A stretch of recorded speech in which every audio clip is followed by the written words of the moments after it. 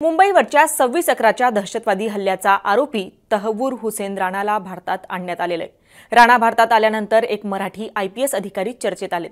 राणाच्या चौकशीची मोठी जबाबदारी आयपीएस सदानंद दाते यांना देण्यात आलेली आहे। त्यामुळे सदानंद दाते नेमके कोण आहेत, राणाच्या प्रत्यार्पणात त्यांची नेमकी काय भूमिका होती, जाणून घेऊयात या व्हिडिओच्या माध्यमातून। नमस्कार, मी छाया आणि आपण पाहताय मुंबई तक।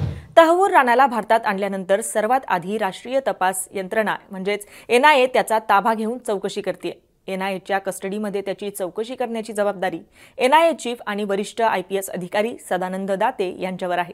राणाच्या चौकशीची जबाबदारी असलेल्या सदानंद दाते यांनी 26/11 दहशतवादी हल्ला जवळून बघितलाय। शूर आणि धाडसी अधिकारी अशी ओळख असलेले आयपीएस सदानंद दाते हे मुंबईवरच्या दहशतवादी हल्ल्यावेळी पाकिस्तानी दहशतवाद्यांना भिडले होते। आता सदानंद दातेंविषयी थोडं सविस्तर जाणून घेऊयात। सदानंद दाते हे 1990 बॅचचे महाराष्ट्र केडरचे सिनियर आयपीएस अधिकारी आहेत। भारतातले शूर आणि कर्तव्यनिष्ठ अधिकाऱ्यांमध्ये त्यांना गणलं जातं। 2008 सालच्या 26/11 मुंबई दहशतवादी हल्ल्याच्या वेळी दाखवलेल्या शौर्यासाठी सदानंद दाते विशेष करून ओळखले जातात। त्यांनी महाराष्ट्र केडरमध्ये आपली सेवा दिली आहे। वेळोवेळी एनआयए आणि केंद्रीय यंत्रणांमध्ये देखील त्यांनी महत्त्वाची भूमिका बजावली आहे। 26 नोव्हेंबर 2008ला जेव्हा पाकिस्तानातून आलेल्या लष्कर-ए-तैयबाच्या 10 दहशतवाद्यांनी मुंबईवर हल्ला केला होता, त्यावेळी सदानंद दाते मुंबई क्राईम ब्रांचमध्ये कार्यरत होते। खरं तर त्यांच्याकडे त्यावेळी जबाबदारी होती ती मध्य मुंबईची, पण कार्यक्षेत्राचा विचार न करता त्यांनी त्यांच्या घराजवळच्या पोलीस ठाण्यात धाव घेतली।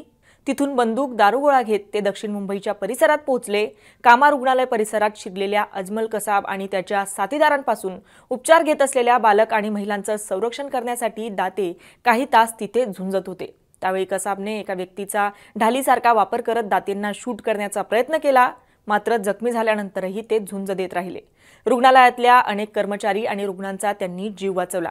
सदानंद दाते यांना त्यांच्या या शौर्यासाठी राष्ट्रपती पदक गॅलेंट्री अवॉर्डने सन्मानित करण्यात आलं होतं। या हल्ल्याच्या घटनेनंतर दहशतवादाशी मुकाबला करण्यासाठी स्थापन झालेल्या फोर्स 1चे दाते प्रमुख होते। नंतरची काही वर्ष त्यांनी दिल्लीत केंद्रीय गृह मंत्रालयात विविध जबाबदाऱ्या सांभाळल्या। छत्तीसगडच्या परिसरात माओवाद्यांशी 2 हात करण्यासाठी तिथल्या स्थानिक भाषा अवगत असणाऱ्या तरुणांची जवान म्हणून भरती करण्याच्या प्रस्तावापासून ते त्या भागाच्या विकासाला चालना देणं असे विविधांगी प्रयत्न त्यांनी केलेत।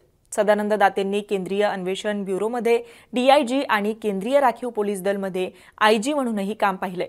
मुंबईजवळच्या मीरा भाईंदर आणि वसई विरार शहराचं पोलीस आयुक्त पदही त्यांनी भूषवलेलं आहे। सदानंद दाते गेल्या 30 वर्षांपेक्षा जास्त काळ पोलीस सेवेत कार्यरत आहेत।